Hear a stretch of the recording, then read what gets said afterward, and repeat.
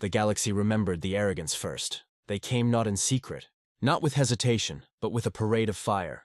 The Solari Ascendancy, an empire that had ruled for 12,000 years, unleashed their fleet upon humanity's youngest colony, Rylan Prime. The planet was scarcely settled, barely 3 million humans, farmers and engineers building a home among the stars. But to the Solari, humanity was an annoyance, a fledgling species daring to tread in regions they considered sacred. The attack was not war. It was demonstration. Solari dreadnoughts eclipsed Rylan Prime's skies. Their war forms descended in silver floods, weapons burning away cities not because they were threats, but because they wanted to remind humanity of its place. Children burned, towers collapsed, oceans boiled from orbital strikes. And when the screams reached Earth through delayed comm relays, the Solari Chancellor broadcast his words across every StarNet relay. Let Earth know this.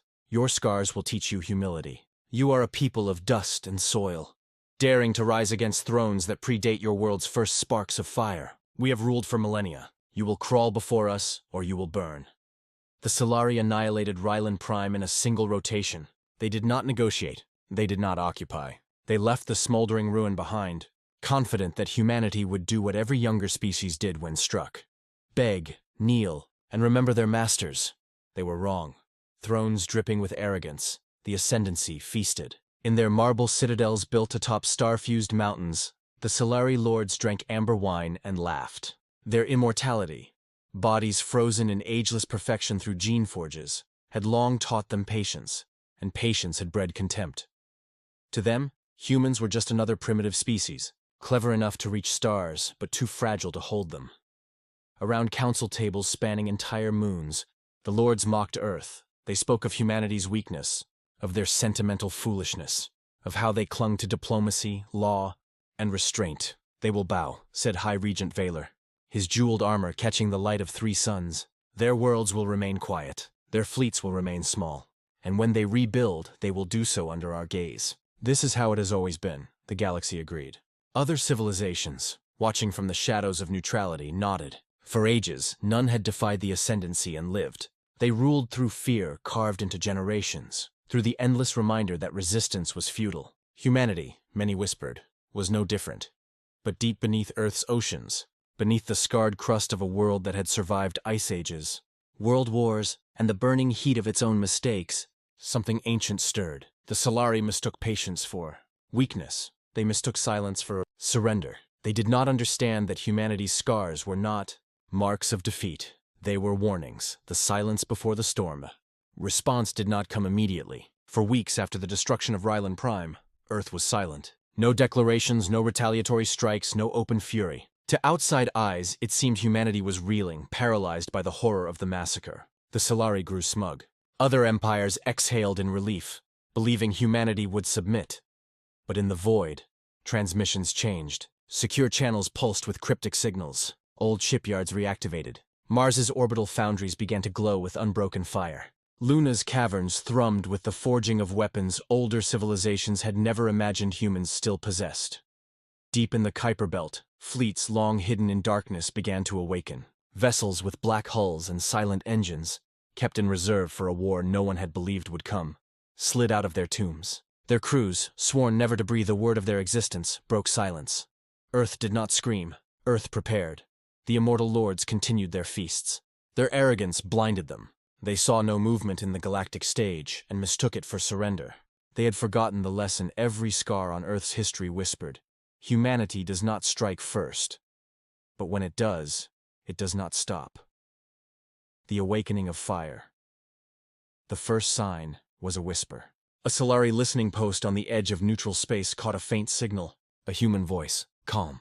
Cold. Rylan Prime remembered. Earth remembers. We are coming. Then came the fleets. Not single squadrons, not exploratory cruisers.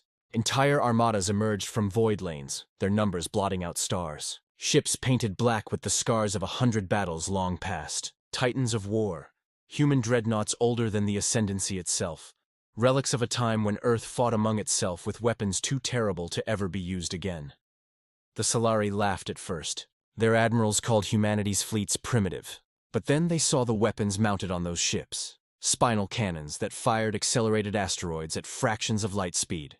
Swarm launchers that vomited thousands of drone ships in perfect silence.